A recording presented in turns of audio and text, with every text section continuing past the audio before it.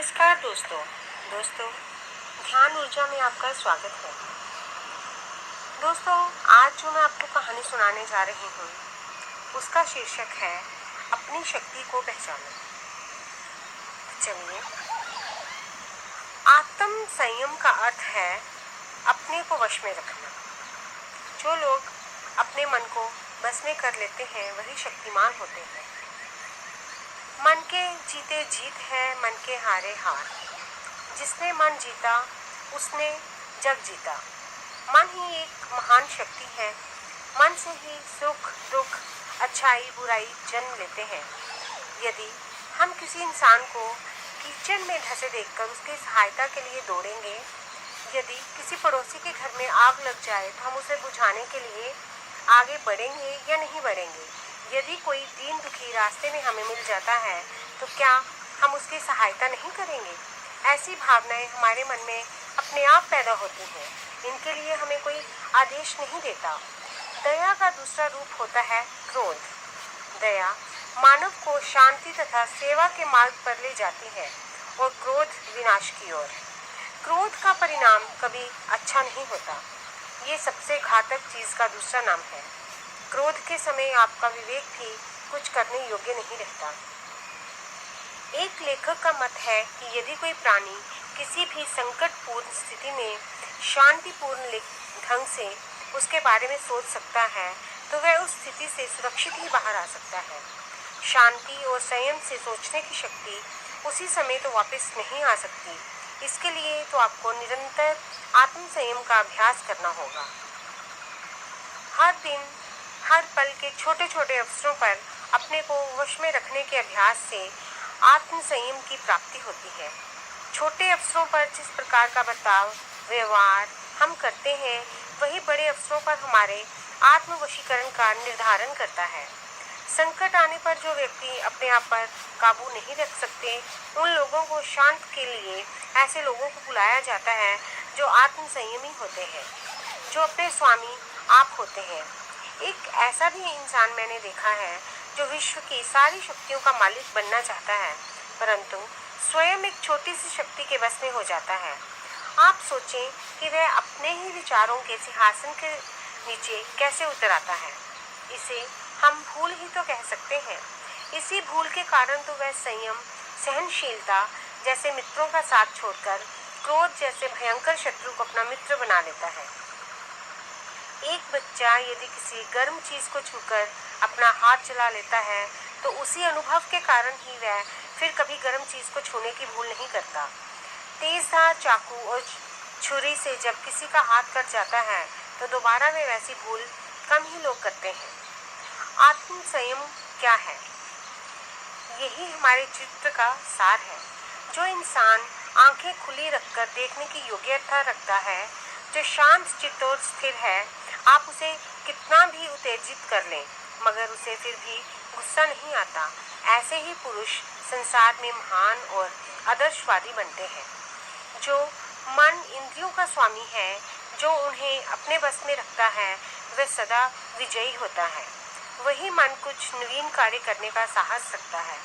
मन को जीतने वाले लोग ही जीवन के हर संघर्ष में सफलता प्राप्त करते हैं।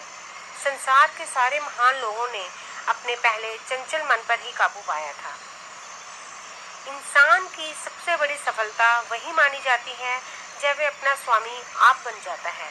उसे अपने मन पर पूरा पूरा अधिकार होता है। जो इंसान अपना स्वामी आप है, जिसका विचार शक्तियाँ सुचारू रूप से प्रशिक्षित की गई हैं, उसे अपने मन से ईर्ष्या या जलन की भावना को दूर करने के लिए संघर्ष नहीं करना पड़ता। उसे क्रोध की भावना को दूर करने में देर नहीं लगती। वह दुख सुख के अंतर को भूल जाता है। लालसाओं की त्याग पर जीना, अपने भिन्न प्रकार के मूड का शिकार हो जाना, भावुकता में बह जाना, यही भयंकर दुर्घटनाएं हैं जो आपकी सफलता के द्वार बंद करती हैं। आज के समाज में जिस ओर भी देखिए उधर ही लोग अपने बुरे दिनों का रोना रोते नजर आएंगे। उनके होठों पर यही शिकायत होगी कि उनके जीवन में आनंद नहीं रहता। जिधर देखते हैं असफलता और निराशा ही है।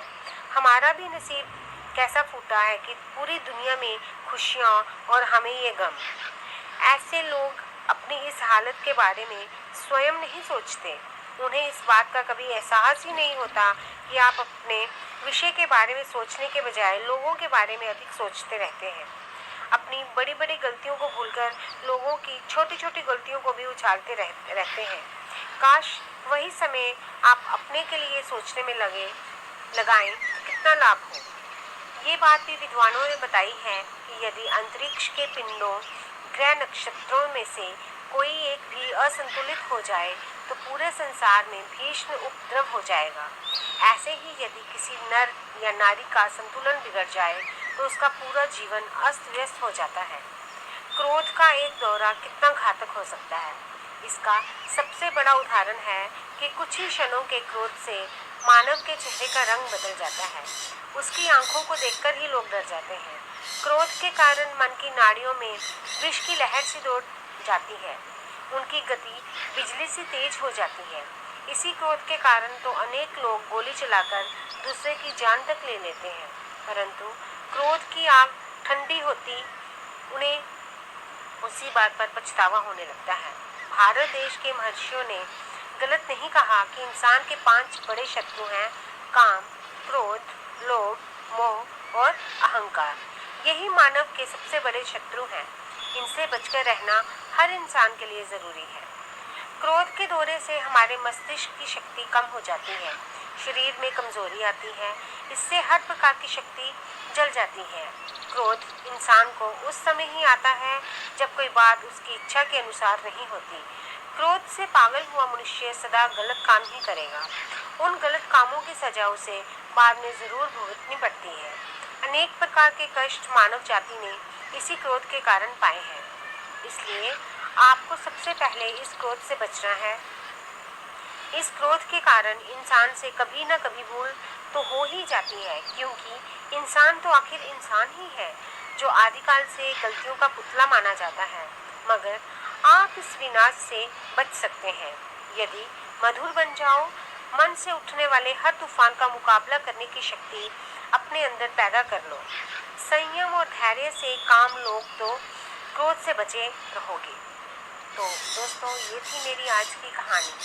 आपको मेरी कहानी कैसी लगी मुझे कमेंट बॉक्स में लिखकर ज़रूर बताएं और मेरे इस चैनल को सब्सक्राइब करें और शेयर और लाइक भी ज़रूर करें। धन्यवाद।